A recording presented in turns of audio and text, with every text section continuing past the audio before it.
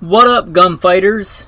You looking for some hidden gems in the firearms world? Handguns, rifles, shotguns. That's what we're going to talk about today. Some overlooked guns, some hidden gems in the firearms arena that punch above their price point, or are just as good at certain things than other guns that are far more popular, or that have just become kind of obscure. If that interests you, stay tuned for this episode of Gunfighter Life, the podcast where we talk about guns, gunfighting, defense, hunting, firearms, the right way with God at the center, Judeo-Christian values, and real-world first-hand experience. With that, I'm going to plug in the bio, and then we'll get into the main topic. Who am I? Who is this person talking to you from across the internet? Why should you listen? First and foremost, I am a Christian, a servant of God, and a follower of Jesus Christ. God has blessed me to do many things in my life where I could do nothing apart from Him. U.S. Marine Corps combat veteran, did a couple of tours in Iraq. As an assaultman after my combat tours, I was an urban warfare instructor for the Marine Corps under Mojave Viper. Also served in the U.S. Army, both full-time and part-time National Guard. Also did several years in law enforcement, LAPD. I worked regular assignments and more specialized assignments. Been a private contractor for a 3-letter government agency. That's all I'll say about that. Been blessed to be a state rifle and pistol champion and West Coast regional rifle champion. Won more shooting competitions with the talent that God's given me than I can actually remember. Was blessed to be the commander of a tactical team in a large metropolitan area. Our primary job, the reason we primarily existed, was to stop active shooters. I got the opportunity to head up and be the commander of that team. I grew up around guns, hunting and shooting and competing at a very early age. Been blessed to hunt all over this beautiful country, from whitetail on the East Coast to mule deer on the West Coast, and bear and elk and all manner of things. I've even been a professional big game hunter and guide. But again, most importantly, I'm a Christian. And I am your host, Michael Milito. Welcome to the podcast. Alright, by God's grace, let's get into this episode. I'm going to start with the handgun. I mentioned it in another episode, and it kind of snowballed thinking about that gun and other guns like it into this episode. God provides. The Mossberg. And you might have thought I was going to say shotgun there. The Mossberg handguns. Mossberg makes handguns. Polymer striker-fired handguns. If you're looking for a concealed carry type gun by an American-made company, on something maybe that's not a Glock 43 or a SIG 365, you might take a look at the Mossbergs. They're decent guns. They've been around long enough. They don't seem to have many issues, at least not more so than many other guns. They even have smaller models that are cut for an optic, which is pretty cool. And I would say that they are very overlooked and underrated. And hopefully one of the things you like about this podcast is I don't just talk about the next cool black rifle and polymer striker fire. I talk about hunting and things too. We're going to get there. So if you're more in that arena of the hunting culture, then stay tuned. But I'm going to talk about a couple more handguns. Hopefully, men, you're concealed carrying, being armed. The Kel-Tec P380. That one's not that obscure. A lot of people know about that one, so I'm not talking about that. How about the P32? Yeah, Kel-Tec makes a 32 ACP version of that. Why? Why would anybody possibly want a 32 ACP? Well, because in a gun that small, 380s can be rather snappy. And kind of how I quantify for me whether something is too snappy or not, if when I fire it I have to readjust my grip every time, I've reached a point of diminishing returns on that gun. I don't care how light it is, how many rounds it holds, how powerful it is. If I can't shoot more than one round without having to readjust my grip, that really cuts down on the effectiveness of that gun for me. Well, on a gun this small, there is some real advantage, I think, in a 32 ACP. Is it the best man-stopping round? No. But I'd rather you carry something. They're very small, they're very light. I had one time. Mine was was very accurate. I remember doing headplate drills with it at 25 yards. It was a very good gun. I sold it for not a lot of money. I kind of wish I had kept it because it's a great ultra compact gun. Fantastic firearm.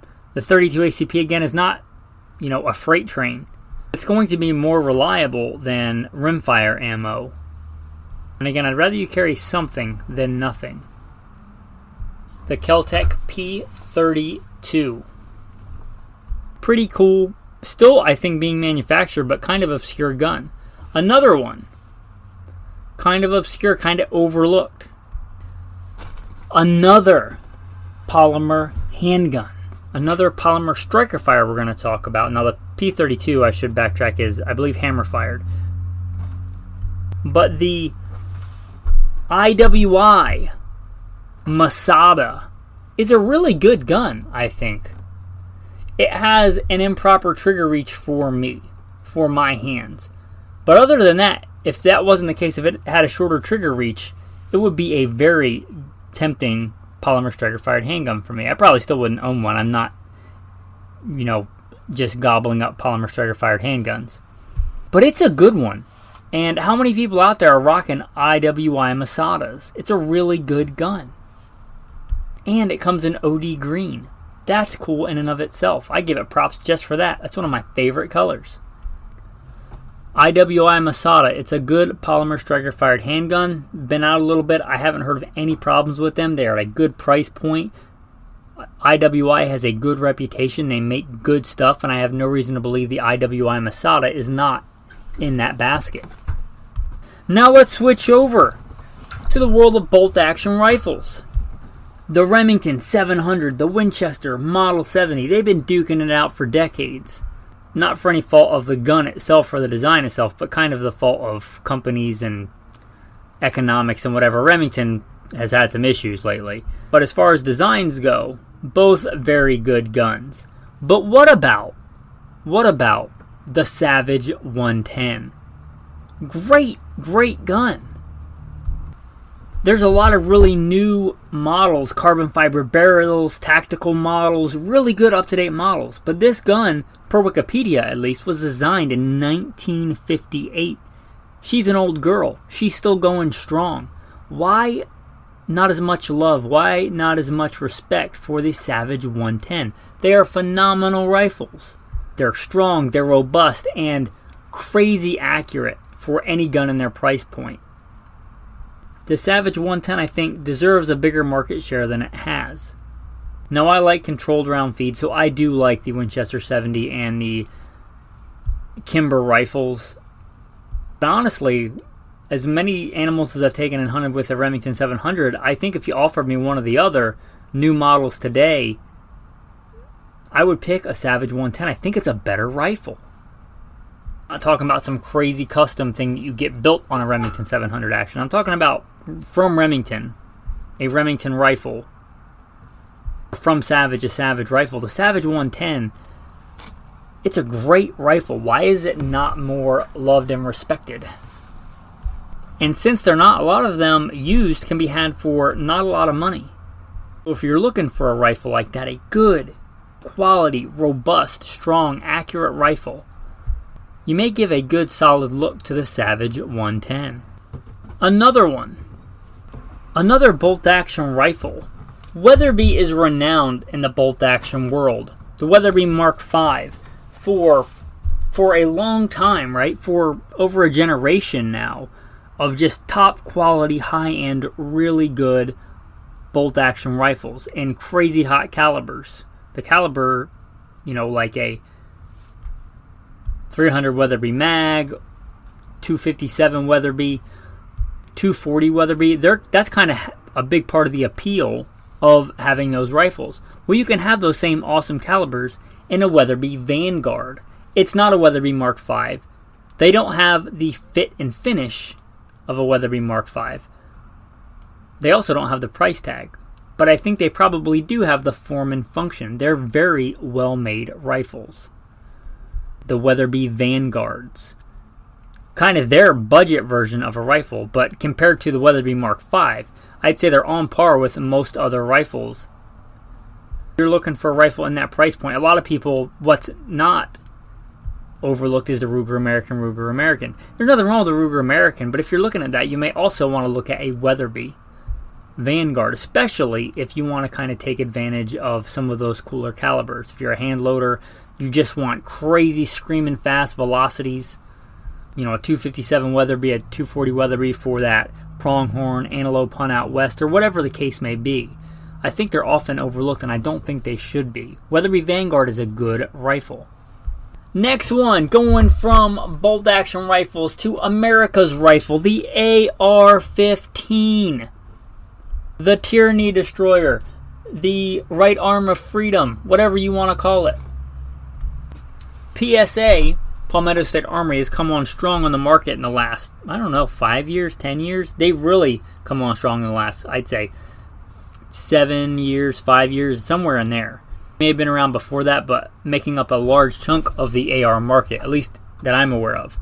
And you'll know that they're good rifles if you listen. I recommend them. I also really recommend for a 1AR or a first AR, Smith & Wesson M&P. But there's an overlooked brand that's been around a really long time in the AR market. Delton.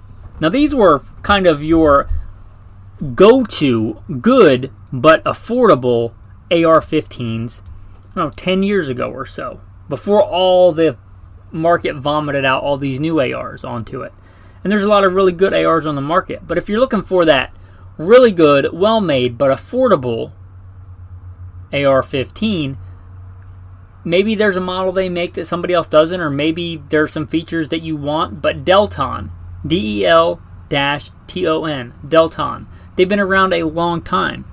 They've got a good reputation, and I think today, with both PSA and the Smith & Wesson M&Ps, they're often overlooked. Well-made, robust, been around quite a while. So you might look at Delton if you're looking for a good AR, without going to like the Daniel Defense or Scar 16-ish kind of world. Do I think a Scar 16 is a better gun than a Delton AR-15? Yeah, I do, but we're talking vastly different price points.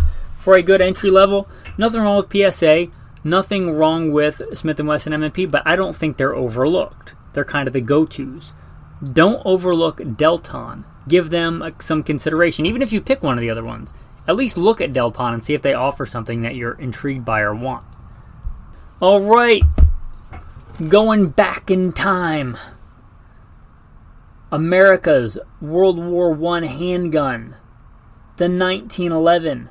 A warhorse, classic, American. We probably all think of Colt when we think 1911. We also today likely think of a couple of other manufacturers of 1911s. Colt, Kimber, Rock Island Armory. But what about Smith & Wesson? Smith & Wesson not only makes 1911s, they make really, really good 1911s. Really nice 1911s. If you offered me a Smith & Wesson of any model or a Kimber of any model, I would choose a Smith & Wesson 1911. They're made really well. They're known for being reliable. They have a big, beefy extractor. They're very good quality. I've got nothing against Kimber. My go-to hunting rifles right now are Kimbers, and I really like their rifles. But if you're talking 1911s, Smith & Wesson, other than Colt or STI, Staccato, they're right in there. They're not cheap, but they're not the most expensive, and they bring a lot to the table. The Smith & Wesson 1911s. So if you're looking for a good, practical, usable 1911, give a good hard look at the Smith & Wesson 1911s. They don't make a ton of models. They don't make like 100 different models.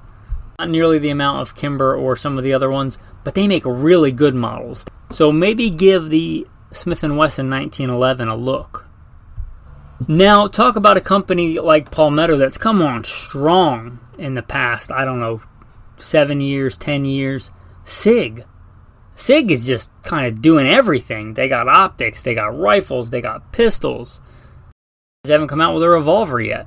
They're making all kinds of stuff. Winning military contracts. They make some really good stuff. They make a lot of guns. They also have some obscure guns. We just talked about a 1911, classic, iconic American .45. If you think about .45 handguns, you likely think about 1911's number one, and then second to that, probably Glock 21s. Polymer striker fire, high capacity. If I were describing the ergonomics of grabbing and shooting a Glock 19, I would describe it as a 2x4. I would describe maybe that same analogy, a Glock 21, like a 4x4 in ergonomics. But there's other guns in .45, right? There are several, but one I think that's a sleeper is the SIG 220. A fantastic gun. If you like the classic metal hammer-fired kind of genre of the 1911, yet you want simplified operating system, but still the classic metal-on-metal, nice grips, refined, you may really look at the SIG P220. They are, I think, a simpler design, and if that appeals to you, but you still want the elegance of a metal hammer-fired gun, I think they are a sleeper. I think they are often overlooked. If somebody's looking for a .45 handgun, you may really want to look at a SIG P220. They also make those in 10mm. And one more on the SIG train. Kind of the ugly duckling of the SIG world. Didn't really do fantastic, I don't think, here on the American market. But it was the SIG Pro. You'll hear it referred to as the SIG Pro or the SIG 2022. It's kind of this in-between world. It's a polymer handgun, but it is hammer fired. It's very similar to the classic, iconic 229s, 226s, that kind of operating system. But it's in a polymer gun, but you still keep the hammer. For that kind of operating system, they have a good reputation for being reliable, having good triggers, just fantastic guns. So if you're looking for a good fighting defensive handgun and you want that kind of operating system, don't turn your nose up at those. Those are really, really good guns. So you may consider a SIG Pro or SIG 2022. Fantastic guns and really overlooked. The next one in a world of ARs. And there's some other designs for .223 semi-auto rifles, but one I don't think gets a lot of love and is really cool and innovative. The Keltec SU-16. There's a couple of different letter designations after those that have some slight differences, but they're really cool guns, and I think often overlooked. Keltec makes some guns where the reliability is questionable. I applaud them on their cool designs and things, but I don't think one of those is the SU-16. They've been around a long time. They're still being made. I think they have a pretty good reputation. Why would you get one of these over an AR? Well, they're way light compared to a lot of ARs. Looking at the different model designations on the internet, between 4.5 and 5 pounds. That's crazy light.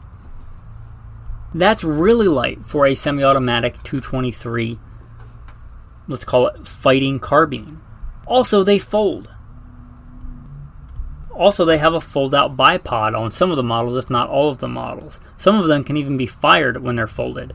So, what would this be great for? It'd be a fantastic truck gun or bug-out bag gun. It folds, it gets small, it's super light. It still fires .223. It still takes AR mags, and you could custom build some Guccified AR to do these things, and maybe even be that light.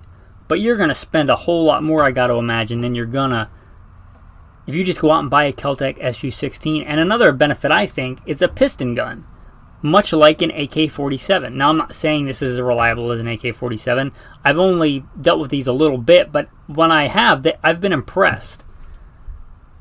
I think they're kind of a sleeper in this world. If you're looking at kind of a semi-automatic, lightweight, foldable, .223, let's say fighting carbine, you might at least consider this. Even if you decide you don't want it, you want something else. A good choice, a good solid choice for a truck gun, for a backpack gun, bug out gun. What a good choice. You could do far worse. The next one, I talked about kind of the decades-long duel between the Remington 700 and the Winchester Model 70. There's a similar duel in the tactical shotgun world. Or not even tactical, just the American pump-action shotgun world. Is it the Remington 870 or is it the Mossberg 500 family? Well, there's another contender, at least there was for a long time. The Winchester 1300. 1200, 1300. When you look at old gun magazines from like the 80s, 90s, you might see these in there and see stocks offered for these and the Remington 870. I don't know what pushed them out of the market. I don't know if it was price point. This is, again, is a gun that I used to own that was just a fantastic pump-action shotgun, and I sold it, and I kind of wish I hadn't, because form and function, it's on par. I would say absolutely. Reliable, simplicity, robust, with a Remington 870 or a Mossberg 500, of which I like both. But fit and finish on the one that I had, it was a 1300. It was phenomenal. It had a jeweled bolt. It was beefy. It was robust. It was a fantastic shotgun. So if you're looking for a good pump-action shotgun, now if you want to play tactical Barbie with it and exchange a bunch of parts, you're better off going with a Mossberg or a Remington 870 because there's a lot more interchangeable, more modern parts, different stocks, different attachments. If you just want a good utilitarian, beautiful, well-made American practical shotgun for home defense, for vehicle gun, for putting food on the table, and you see one of these, it is not below, in my opinion, in any sense of the word, the 870 or the Mossberg 500. They are kind of that hidden gem, that jewel, if you will, of the shotgun world. They're still a modern design. They're still robust. They're fantastically made. They're elegant and simple. And a good American-made shotgun. The Winchester 1200 and 1300. Fantastic guns. So you might want to keep your eye out for those at a gun show in a used rack at a gun store. Fantastic shotguns. Now these last ones I'm going to talk about, I'm going to lump them together. This is going to be the last of mine, and then I'll mention some Patreon picks, because I put this out in the Patreon chat before it came out.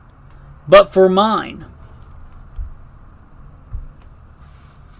there was kind of this, what I consider a golden era of American retro deer hunting. You know, when men dressed in plaid flannel shirts and wore Jones hats and maybe LL Bean boots and blue jeans or khakis, they had bolt-action rifles, maybe iron sights, maybe scopes, maybe lever-action guns. But walnut, blued steel, you can probably picture that kind of era, the kind that you would see on a tin sign with an old maybe Ford F-100 in the background or something on one of those old tin signs, Winchester, Remington. That kind of classic Americana. And a lot of those guns are well known. And for good reason, they're great guns. The Marlin 336, the Winchester Model 94, the pre-64 Winchester Model 70, highly coveted. These kind of guns. Well, big gun manufacturers would often produce these guns and sell them, back in the day, to department stores. Like Sears or Western Auto. J.C. Higgins is a real common one you'll see. And a lot of these are made by the same companies.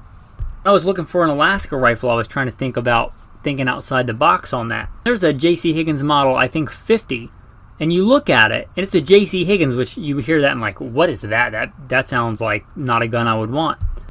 Well, that's a Belgian FN Mauser. Yeah, it was sold to J.C. Higgins, but it was made on a Belgian FN Mauser action. The action alone, I think, is worth more than the cost of that whole gun.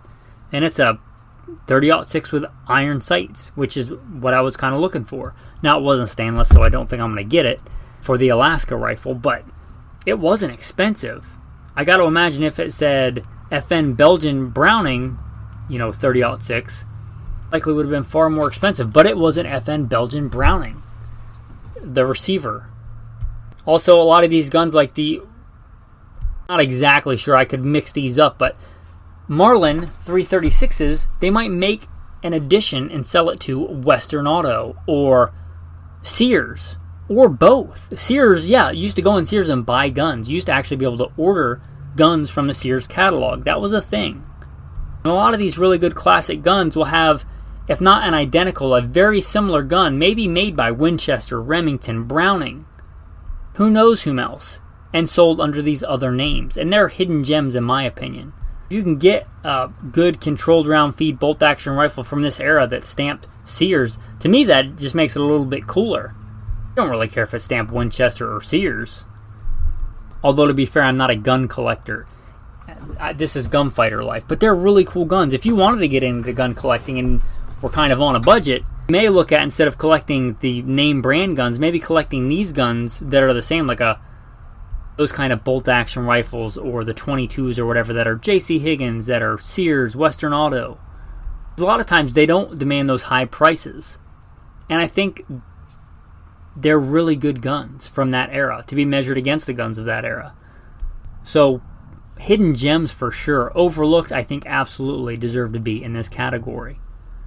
Now, I just typed in J.C. Higgins in Gunbroker, and the J.C. Higgins FN Sears Model 50 30-06 Springfield.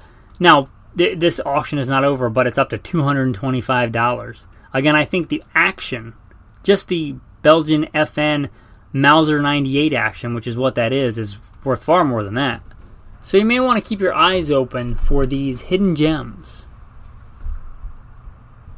Now, these are Patreon picks. Apparently one of the patrons has a thing for Ruger handguns. I don't blame him.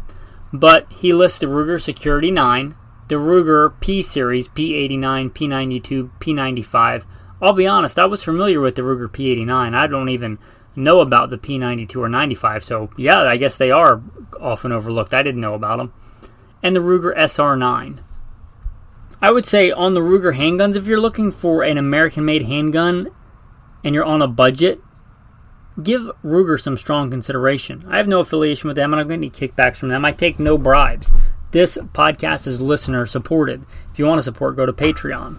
Anyway, going back to the Ruger P89, mentioned it briefly. That's a great handgun, I think, just from that classic era.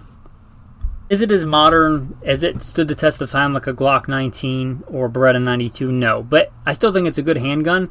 And if you wanted kind of a cool retro practical handgun and you see one of those for a good price, I think they're pretty cool guns. So yeah, I like those. Especially they just kind of have a different look about them than a lot of other handguns. And if that appeals to you, you may give that one some consideration. Thanks to the patrons for helping out on that. And a sincere thank you to all the patrons. I am truly humbled that people not only give me some of your time and come here for advice, but that you want to step up and support the podcast. It's very humbling, and I'm very blessed by it. And I just want to say thank you for that. Thank you to all the patrons.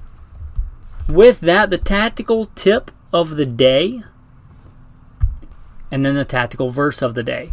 Back in days of yore, and I grew up this way too, you would often go hunting, throw your gun in the truck. At least I did growing up. No gun, no case or anything, muzzle down in the truck.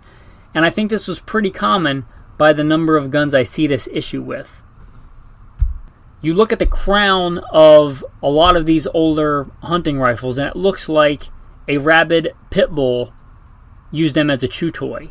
And the muzzle is where the crown is, and that's super important for accuracy. So if you're buying a used rifle, really look at this. A lot of these guns are that way.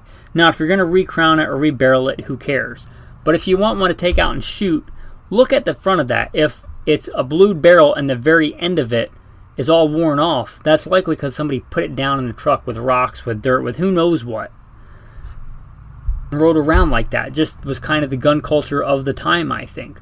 But really bad, right? The crown, that concentric rifling at the end of a barrel, is super important for accuracy. So if you see that, if it looks like somebody chewed on the end of the barrel, you may want to pass that gun up, or again, consider rebarreling it or re-crowning it at least. A re-crowning tool is not that expensive if you're looking to get into DIY gunsmithing. If it's already messed up anyway, give it a shot and re-crown it. The tool is not that expensive. The jigs, I think they're called jigs, the inserts that go into the proper diameter of the bore are not that expensive. But really look at the end of that barrel. If you see a ton of bluing worn off just the end of that barrel, that may likely be the culprit.